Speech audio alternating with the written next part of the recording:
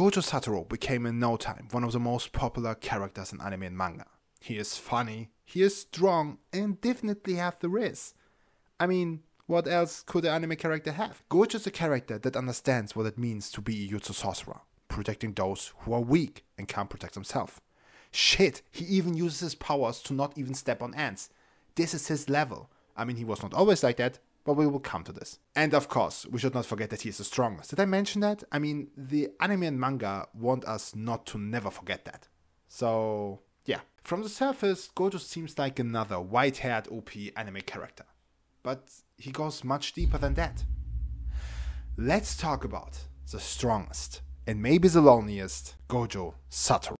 Gotta find a way to get some energy. Gotta find someone who's a good friend of me. I need purpose to make it all worth it. I'm still searching and I'm still learning. I want a life that's filled with memories, not a life with regret in front of me. I need focus to keep me from hopeless psychosis if I keep hoping. In the flashback scenes from Gojo and Geto, we see a Gojo that is really not the one who would care for the weak. That was more Geto's job in their friend and partnership. They add to each other a lot in that topic. But, and you know what is coming now, everything changed after the escort mission of the Star Plasma vessel Riku Amanai. Riku would sacrifice herself for the Jutsu world and merge with Master Tengen. Riku is an orphan, and because she never had a family, she felt alone.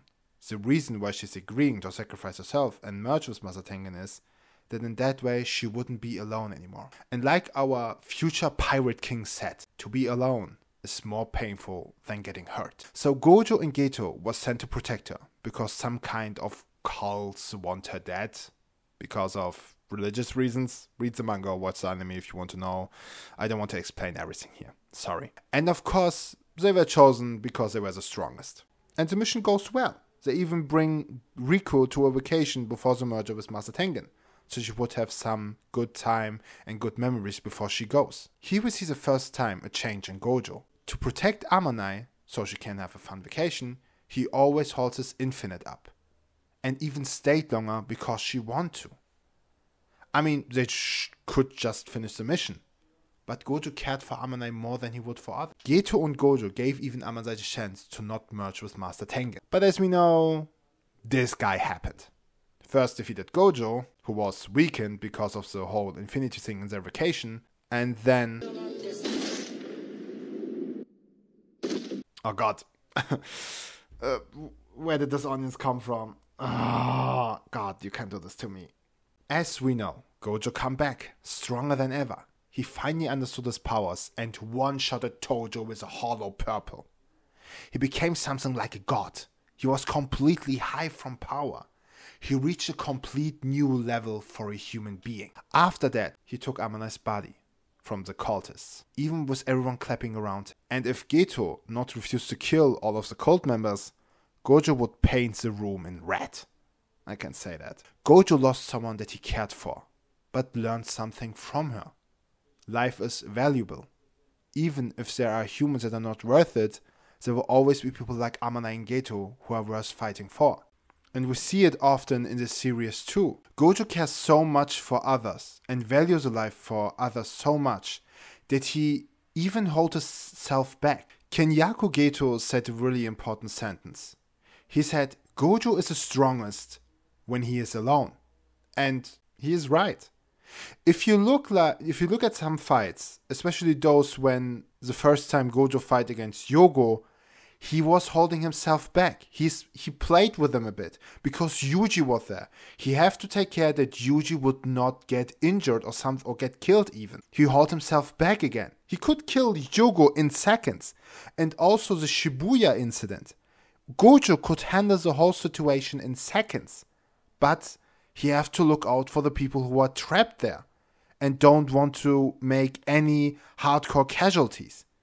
He valued them so much. Maybe he took the thing from Geto, his moral, implemented for himself, so something of him can live longer within him. But if we mention Geto, what is actually with Geto after all what happened? Gojo rises to new heights with his abilities and strength, but all of this without Geto. Geto is, or was, Gojo's best and only friend. They were both strong, on the same level, and only the both understand each other, see each other what they really are. But when Gojo rises, Geto falls into his darkness. Gojo just kept going and didn't notice that Geto needed him. They were not equals any longer, and the understanding for each other is gone. When Gojo heard what Geto did in the village, he was shocked. He never expected that something like that would happen. Gojo don't know Geto anymore, and we come to the most important scene after that. What would define Gojo later? Gojo confronts Geto with his crimes, and Geto asks him the most important question of the anime. Are you the strongest because you're Satoru Gojo, or are you Satoru Gojo because you're the strongest? This hits Gojo hard. Is there anything else in his strengths?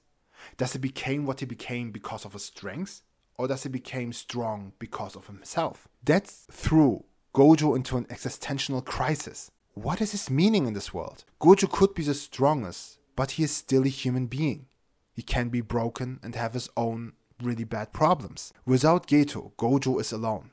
No one is on his level. No one could understand him now. He lost his best friend. You could be around of many people, but you can still feel alone if no one is able to understand you.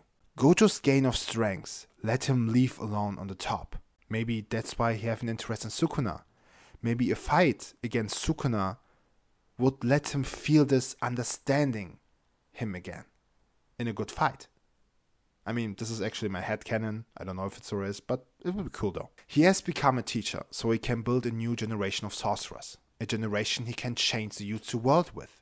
And create sorcerers that are strong as him, or even stronger. So he would not be alone anymore, and would create sorcerers that wouldn't go through the same shit as he did. If you ask his students what they think about him, there's just one thing everyone said.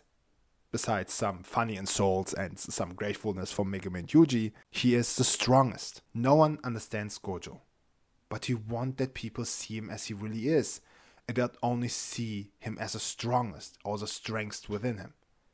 He wants to define his strength. The strength should not define him. Akutami maybe don't like Gojo, but he created a character that is, from what he wants, very realistic. We all get misunderstood in our lives at one point, and we all looking for meaning in our world. And again, to be alone is more painful than getting hurt. That I end a video about the JJK character with a sentence of a One Piece character is next level, even for me. So I hope you enjoyed the video. Write down your thoughts on Gojo in the comments, and maybe also your thoughts on Geto. I mean, in the last video I didn't did that. So what else can I say then? Have a great day. Enjoy your life. Bye.